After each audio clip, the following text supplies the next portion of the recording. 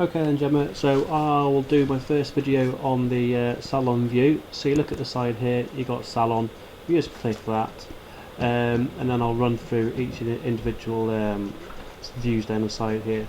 When you first click on the Salon view, you'll get a just a quick breakdown, sales by employee. So on that particular day, just gives you a quick overview of how many services they've had, total service sales, total retail sales, and obviously a cumulative total on the end as well.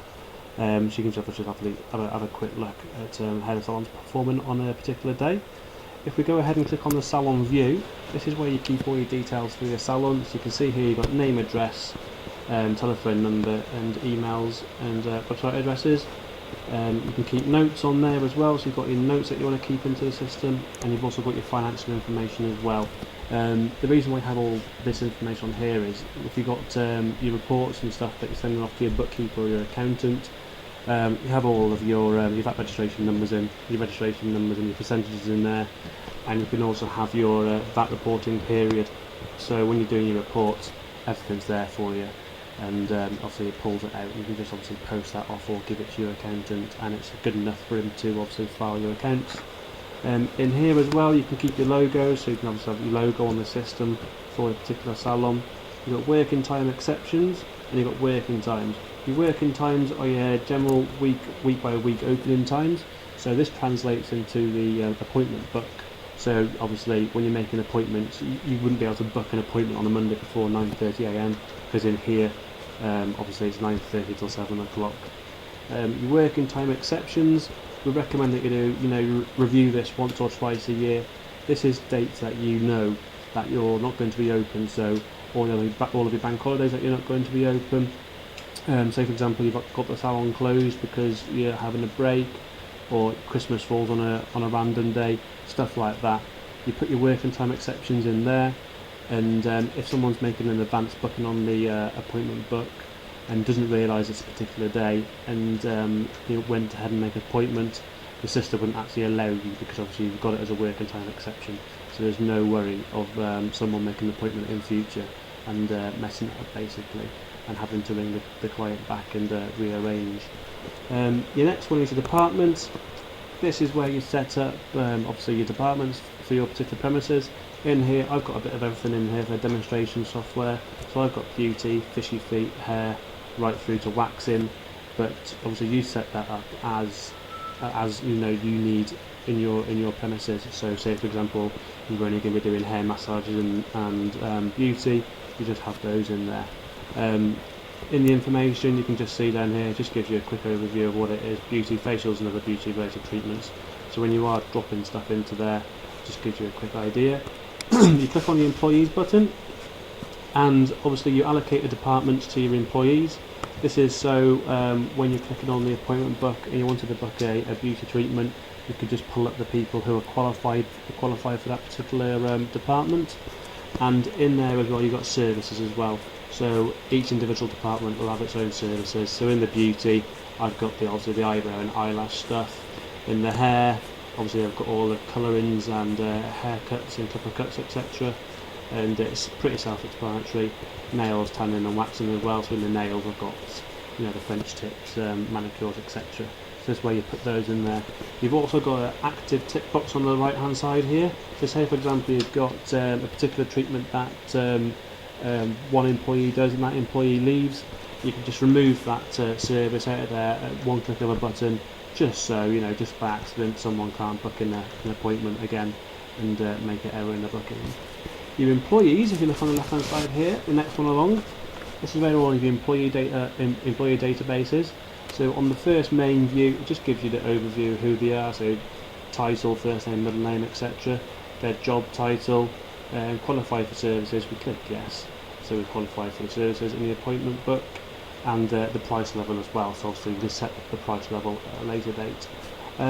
If you click on the more information, it holds obviously their full address details, telephone numbers, email addresses, the administration as well. In here you've got your employee code, date of birth, national insurance numbers, start dates, all of their electronic payroll card basically, so it holds on their hourly rate, put a discount rate as well if you're offering the staff a discount rate at the till, overtime rates and service discount rates as well. We've got photographs in here, so if you wanted to have a photograph of them on the appointment book, you just drop that into there. You've got their working times. Obviously you can change this whenever you want if the hours change. You can see here that James is in at 9 o'clock every day. He's a busy boy, and he obviously finishes 5, 6, 5 and 5 are there as well. So obviously you can't make an appointment in the appointment book with James at any other point apart from when he's actually booked into the salon. You've got the departments allocated to James, so James is obviously able to do all of these departments here. He's qualified for beauty, fishy feet, hair, tanning and waxing, and again the services. These are all the services that James qualified for as well. Again, when this is set up, if James isn't going to be doing particular services at a particular point in time because he's too busy, or you've got someone else to come in as well, you can turn these services on and off down the right hand side here. So again, in the appointment book there couldn't be an error in booking. We've got working time exceptions as well for the individual employees. So when you've got a staff holiday coming up, say James is going to be making a holiday request for the middle of June, you'd knock it off as soon as he makes the request. So again, any future bookings with James by a different employee, the system would obviously stop you straight away if you try to make an appointment on that particular week when he's off on holiday. And obviously we've got change and remove there as well. In the employees, it's quite a good set of reports in here. You can do service sales reports, retail sales reports. You can do percentage service to retail, so if you're trying to push add-on sales, you can get a report on that. We can do a report on the refunds that's been processed. We can do an appointment report. We can do a scheduled report, so obviously we can click on there to do a today's date or Tuesday date, so you can see how their schedule is over the next week or so. We can do staff purchase reports and returns reports as well. If I just do a quick retail sales report for James, I just click in here, choose a particular dates that I want to get the information on, make sure that we've got the right name in there and click generate. It takes a couple of seconds, it pulls all the information from the database. We expand that out, I'll just zoom it in a little bit for you so you can see. Obviously it's demonstration software, so obviously I don't do that many sales through, only just when I'm doing a demonstration. But you can see it gives you the date, the client, the payment type, the actual item that's been sold, quantity and price, any discounts etc. that have been put onto the sale, and at the bottom it gives you a totals report as well. So if you are paying your staff on a commission basis, if you're trying to push retail sales, this is a really good report to see what's going through the system. And again, it's exactly the same on the services as well. You select your date range, you can do it weekly, monthly, yearly. You just choose your date. Again, just choose the employee. You click OK again. And again, I do obviously on demonstrations, I do a lot more bookings rather than retail sales, obviously. And again, you can see service dates, clients, payment types. And if you scroll down and go to the next page, it always gives you a total at the end as well. So you can see basically how many sales and services all your employees have been doing. And like I mentioned as well, a really good little report as well is the service to retail. So if you are trying to obviously push add-on sales and incentivise your staff to get more cash in the till, you can pull that percentage on there, and again that takes a couple of seconds, just pops up.